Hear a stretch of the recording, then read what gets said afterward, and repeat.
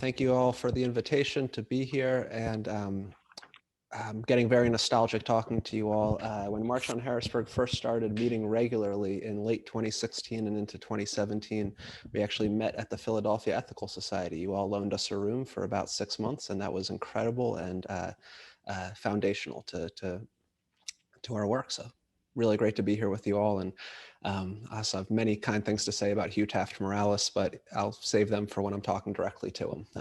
He's a great guy.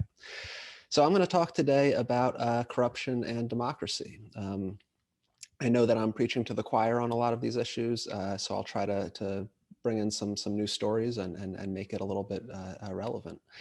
So I'm going to start with an ancient story of corruption and how corruption leads to authoritarianism and how it violates trust in a society, breaks up a society, fractures communities, and leads to authoritarianism.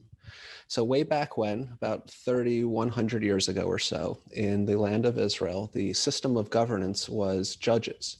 The main judge was named Samuel, and Samuel would make a circuit through the land of Israel every year, and people would bring their cases to the judge. Samuel would make rulings, he would make decisions, he would be kind of legislating on the fly, and people would follow those rulings. And that system worked pretty well. People enjoyed it. The people weren't upset about it. They accepted Samuel's rules and were pretty good about it. Then Samuel's kids took over, and Samuel's sons were awful.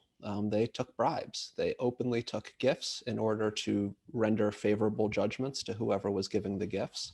And the people lost trust. The people lost faith in the system, and they stopped going to Samuel's sons. And when you don't have a system of governance, of adjudication, things fracture, problems build up, they don't get resolved, and communities fracture. And so what happened was the people came to Samuel and they said, Samuel, you are great. We loved you. Your children, though, are awful, terrible. They take bribes. They're corrupted. They don't love us like you did. And we need a change. What we need a king. And they said, we want a king because everybody else has a king.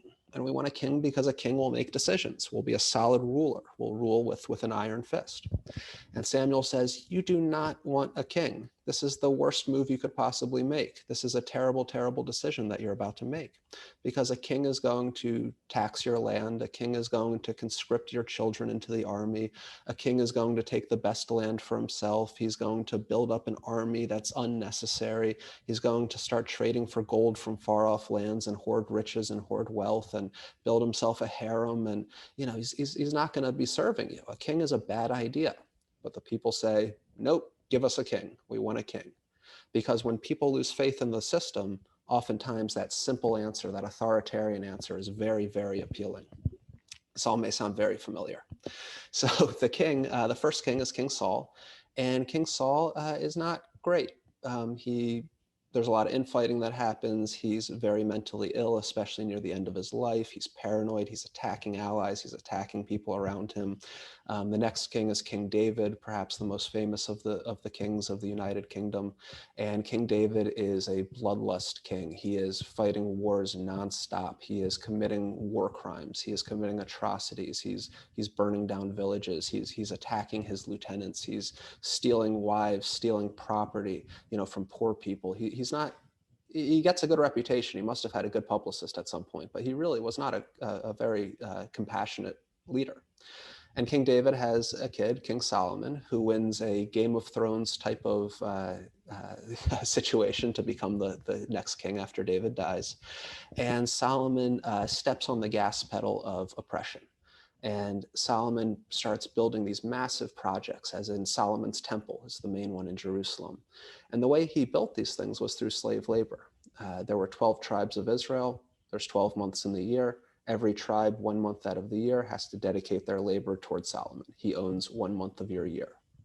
And he's also jacking up taxes in order to fund the temple. He's putting people into slave mines and to mine copper and gold.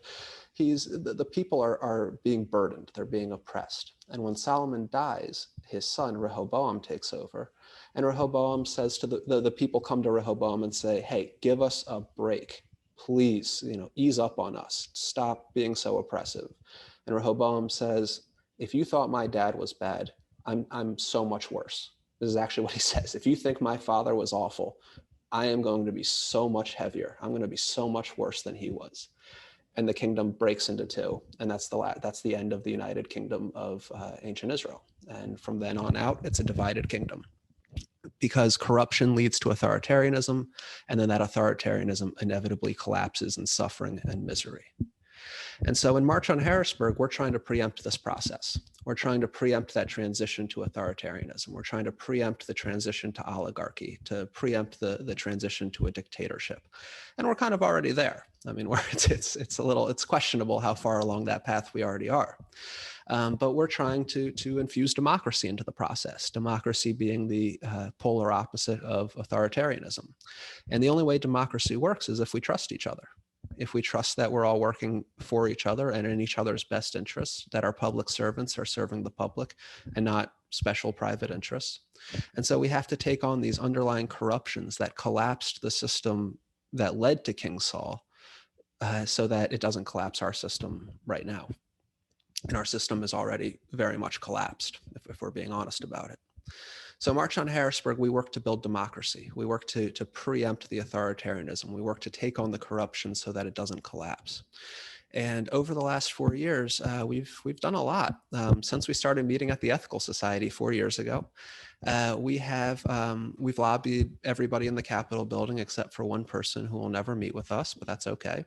You don't need every vote, right? We have 253 legislators, so we have 50 senators and 203 reps. We always say internally, you need 102 state reps, you need 26 senators, and you need one governor's signature, right? That's what it takes to pass a bill. So it's okay that one will never meet with us. We've also marched 265 miles. We've marched twice from Philadelphia to Harrisburg and once from Lancaster to Harrisburg. And as soon as this pandemic is over, we'll be marching from York to Harrisburg. And it'll be a beautiful march. And I really hope that you all come out and join for 10 minutes for 3 days, whatever works.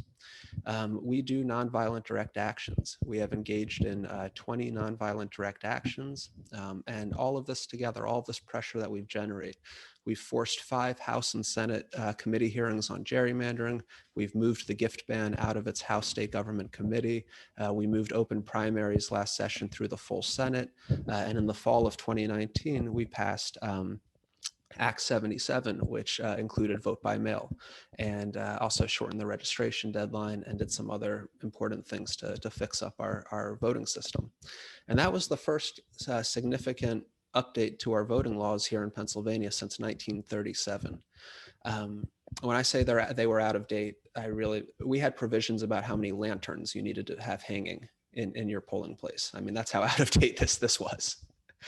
And now we're pursuing our money out, people in platform. So as you can see, money out, people in.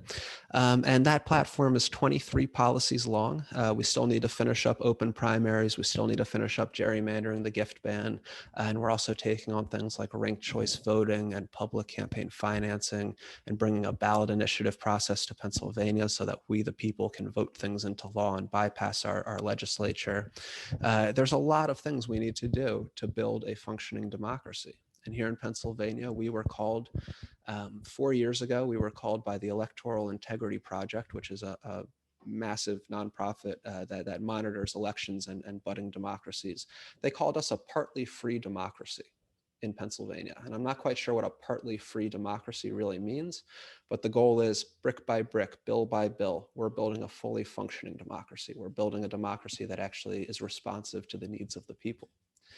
But that's all I'm really going to talk about policy today, because frankly, we've had the policy solutions for a long time.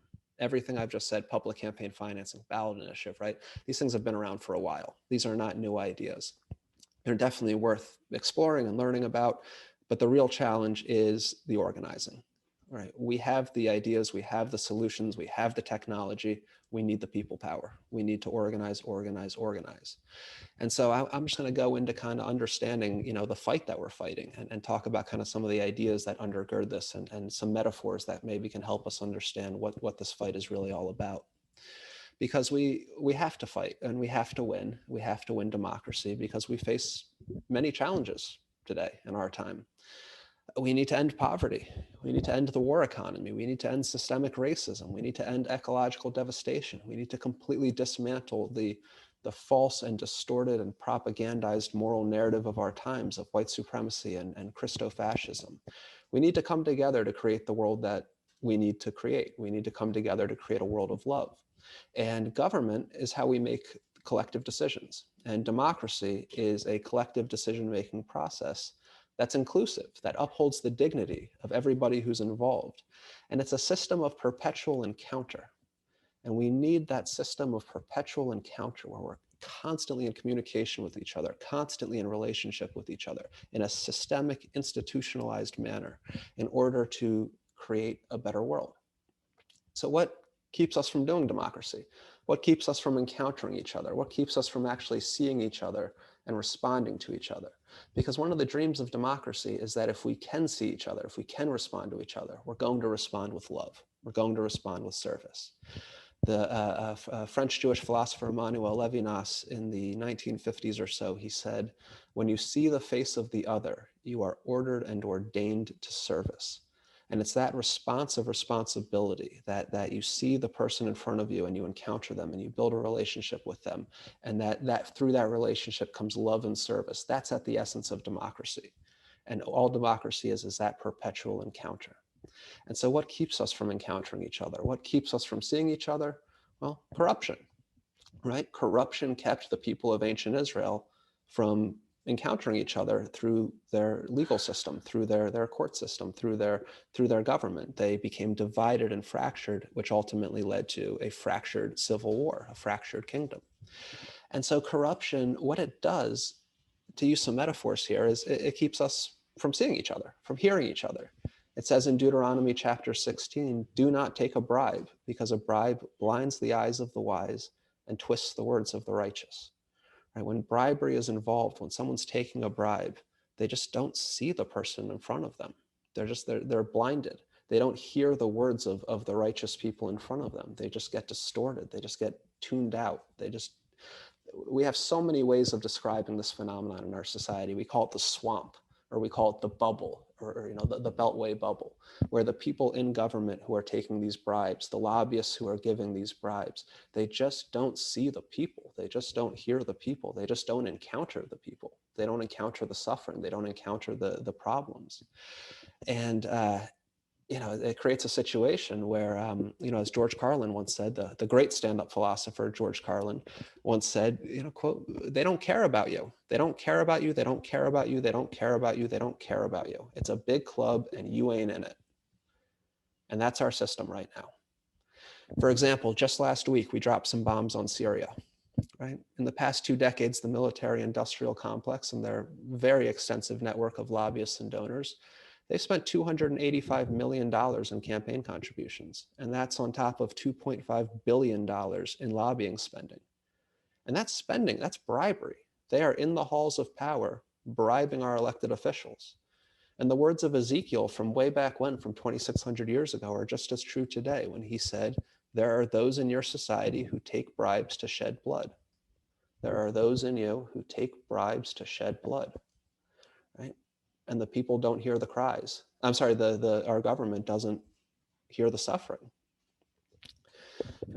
In Pennsylvania right now, 1 in 2 of our children lives in poverty. 1 in 8 of our children lives in deep poverty.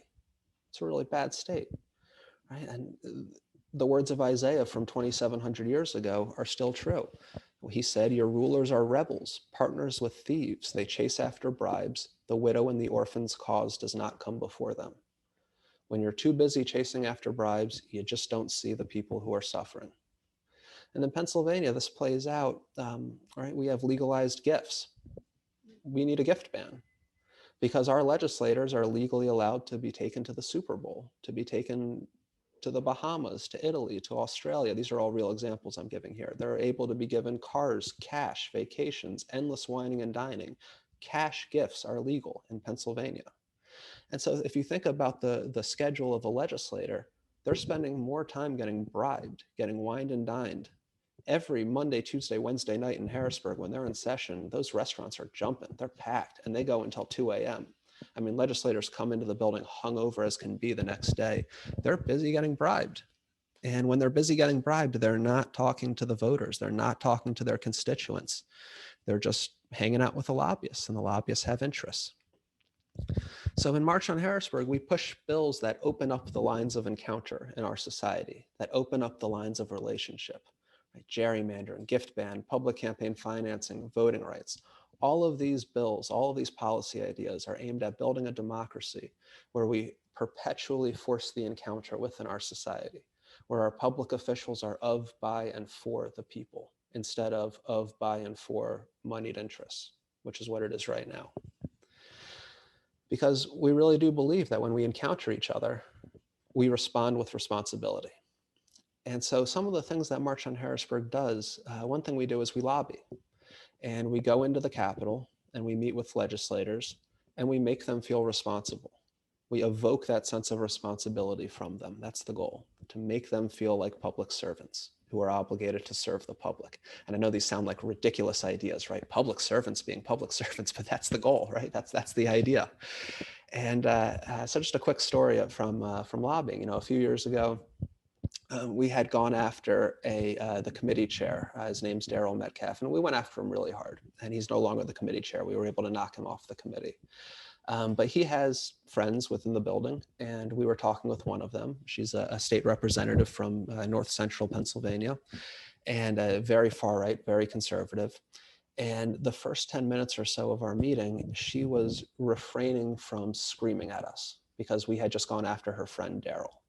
And I mean, when I say refraining, she was biting her lip. It was quite a scene for about 10, 15 minutes in the beginning. I finally said, you know, what's going on here? And she finally said, you know, in my Judeo-Christian value set, I am only responsible for my own behavior. I'm not responsible for what other people are doing. I'm only responsible for myself, and I don't take gifts. So why are you here bothering me? Because I don't take gifts. I'm not corrupt. So actually, according to Rabbi Abraham Joshua Heschel, the entire Hebrew Bible is an answer to the question, to Cain's question. When Cain murders Abel and Cain asks God, am I my brother's keeper? The entire Bible is the answer to that question. And the answer is yes, you are your brother's keeper. Yes, you are responsible. And Heschel said you can summarize the Bible with the phrase, some are guilty, all are responsible. And so we said, thank you very much for not being guilty, but you are co-responsible for what happens in this building. You are responsible for your colleagues because your colleagues are doing damage and they're hurting people. Their indifference is hurting people.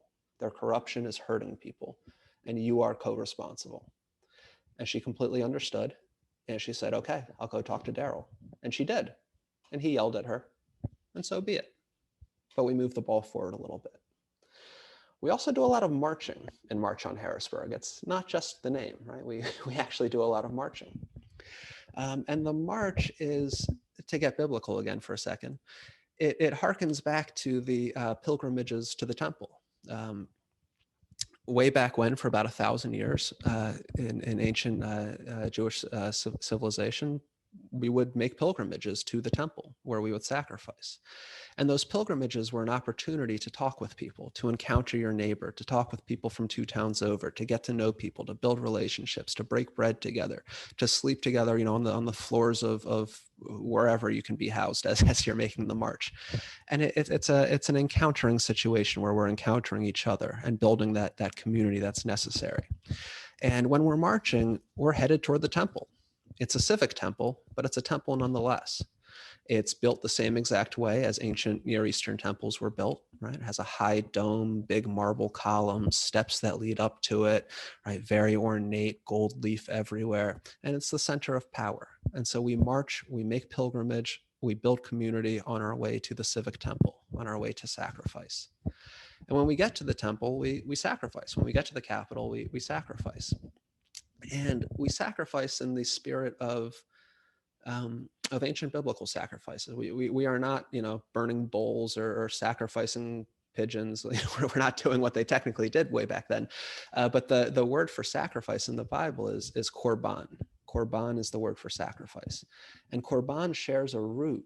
It shares the same derivation as the word to encounter, to draw near to, even to hug. If you can use that word to mean to hug today. And that's what we're doing. We're trying to force the encounter. We are trying to force the encounter with the people in power And we're also trying to force the encounter with our highest and holiest ideals. We're trying to encounter democracy in a very abstract sense, and in a very real sense, encounter the corrupt officials who are preventing democracy, who are obstructing progress. And when we sacrifice, the hope is that we're seen. The hope is that the people in power see us, that they hear us, that they respond to us with service, that they respond with love, that they respond with responsibility. And that's always the hope of every action. And in ancient Israel, at the original temple, when they used to sacrifice, they used to say the blessing, the priestly blessing, which is Yevarechecha Adonai v'yismerecha. May the Lord bless you and protect you. Ya'er Adonai panav elecha v'yechunecha. May the face of the divine turn to you and be gracious to you. Yasa Adonai panav elecha v'yasem lecha shalom. Again, may the face of the divine turn to you and may there be peace. The whole concept of sacrifice, of korban, is to get a response from the divine, for the divine's face to be turned toward you, for the eyes of history to be watching, for the moral arc of the universe to take note and start bending toward justice. Right? The whole concept is to force the encounter and to get a response. And so when we are sacrificing, when we are doing direct action, we're going for the response. We're going for the face of those in power to turn toward us, to see us, and to be gracious to us. For the face of history to turn toward us as Pennsylvania and to be gracious to us, and to move forward toward justice. In our society, we're not encountering each other. It's a problem. If you were to chart out, we're not doing the encountering that we need to be doing.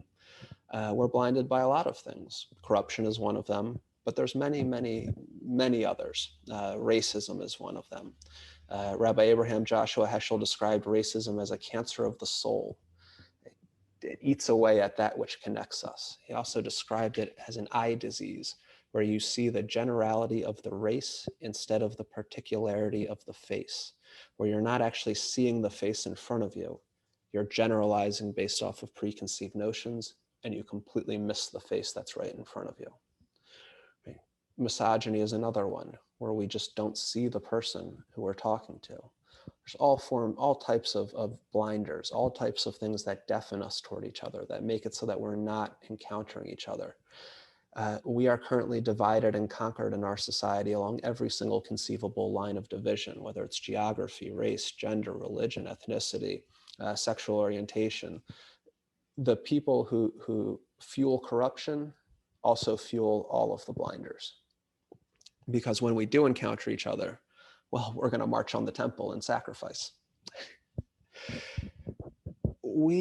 To bring in another metaphor here, we're consumed with worshiping idols, with encountering our idols. We want to orient our entire worldview around these idols. They are a reason for being: money, power, prestige, white skin, right? All of these idols that we are just so consumed with seeing that we're not seeing the person that we should be looking at. We're not seeing the face that's right in front of us, and we're not acting responsibly. We serve the idols and not people. We're coming up on Passover, so if I may, the Passover story revolves around the plagues, and the first plague was turning the Nile River into blood, turning the water red, turning it into blood. And the rabbis asked the question, why was this the first plague? Why is this important? Why should this be number one? And they answered the question by saying, when the idols are smashed, their priests are abashed. When the idols are smashed, their priests are abashed. That the Nile was the god of the ancient Egyptian culture. It was one of their idols. They worshipped the Nile. They worshipped the productivity of the Nile River. And when you go after their idol, the people who uphold the idol, they're embarrassed, they're shamed, they can't, what are they actually standing for? And so when we do our actions, that's what we're going for. We're going to force the encounter with the people in power and simultaneously smash their idols and make them see us and make them realize that their ideology based in these idols is just incorrect and just doesn't work. It does not create joy, it creates suffering. A good example of this, by the way, is that GameStop direct action. I'm calling it a direct action from a few weeks ago, where they just really, they smashed the idol of the stock market, for a few days. They really took a hammer to this idol of the stock market that our society is oriented toward. And the people who the Jim Cramers of the world, the people on CNBC, and the people who are always talking about how the stock market is the correct indicator of where the people are, and as long as the stock market goes up, we're all fine. They looked like fools. They looked like idiots. They looked completely foolish. And a lot of people in this country, a lot for the first time even, went, wait a second.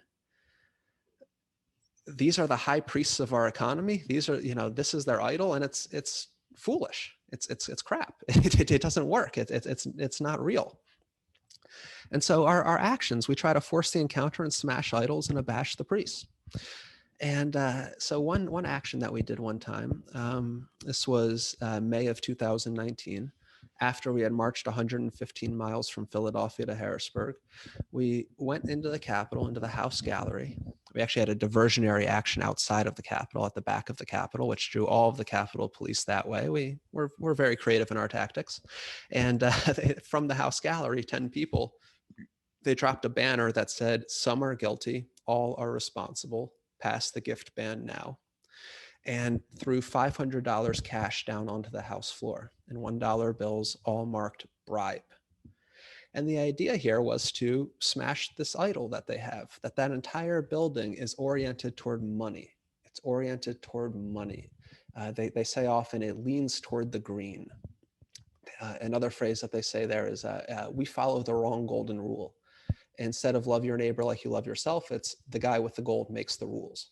That's the golden rule of our government. And so we were going in to smash that idol of wealth, that idol of money that they worship, that they serve, that everything they do is oriented toward. And we did. It was successful. The Speaker of the House came out right after that to the New York Times and said, "I'm on board for the gift ban. I fully support this. Let's make it happen." It almost did happen, and then the pandemic happened, and their calendar got messed up, and then that speaker resigned, and we're hopeful for this session. We have all of the key players. They've all made their commitments, and we should have a gift ban by the summer. But we really, really just wanted to make a mockery of what it is that they worship and openly bribe them on the House floor with $500 cash. Another action we did this past fall around the gift ban was we did it was called a passion play by a reporter. Still not quite sure what that means, but the acting was described as ham-fisted. And we did a play outside of the House Majority Leader's office in Harrisburg. And one of the main props that we had was blood money. We soaked Monopoly money in red Jell-O and created blood money. And this was, again, going after that idol of money that they worship, going after that idol of money that they serve, and saying that this money that you all are taking, these bribes, this is blood money. People are suffering from this. People are dying from this. There's 67 kids right now in southwestern Pennsylvania who have rare cancer from fracking wells. That's on you. These are your decisions that you've made. You took bribes to allow that industry to do what they're doing. This is blood money. And that action also worked, actually. The House Majority Leader called us back in the next week and made his commitment and said what we wanted him to say. And we moved the ball forward a little bit there. And so our actions, we also really were pointing out that as you're worshiping these idols, as you're worshiping money, as you're worshiping this blood money, you're not seeing the people. Right? As long as money talks, people can't. As long as money is speech, people will never be able to speak. That we need to orient our system toward people. We need, in other words, money out and people in, and that's the idea. We need to wean ourselves off of our idols, and we need to connect ourselves to each other in perpetual encounter through democracy. So I'm going to close out with just kind of where this is all headed and what the ideal is here and what the goal is. So I think everybody on this call is in Philadelphia or nearby, maybe. In Philly, at Independence Hall, right next to it, there's the Liberty Bell. And the Liberty Bell has a quote on it from Leviticus chapter 25. It says, "Proclaim liberty throughout all the land to all the inhabitants thereof." Proclaim liberty. It's the Liberty Bell. And they define what liberty is in Leviticus 25. It's actually very well defined. And liberty means abolition of all slavery. It means cancellation of all debts. It means respect for the land and ending ecological devastation. And it means breaking up concentrated and monopolized wealth. And it also means breaking up concentrated means of production. It means having an economy that's fair, that works for everybody. And we need some liberty in this country. We need some liberty big time. There are wage slaves all over. There are people drowning in debt. The land is revolting against us. The environment is revolting against us and our greed. Our wealth is incredibly concentrated. It is monopolized. The means of production are monopolized. We need liberty. We need to ring the liberty bell. In order to do that, we need democracy. Because the faith is, the idea is that if we can all come together, if we can all see each other and respond to each other and encounter each other and be responsible for each other, that we'll want to serve each other, that we'll want to create a world where people aren't suffering for no reason, that we'll want to create a world where the suffering just isn't so overwhelming. You know, being human is hard enough. The human condition is tough enough. We don't need to make it so hard on each other. We need to proclaim liberty throughout all the land. We need to proclaim release. And so first step, democracy. And once we have the means of decision-making, everything else follows. And I'll end there, and I'm looking forward to conversation in a few minutes.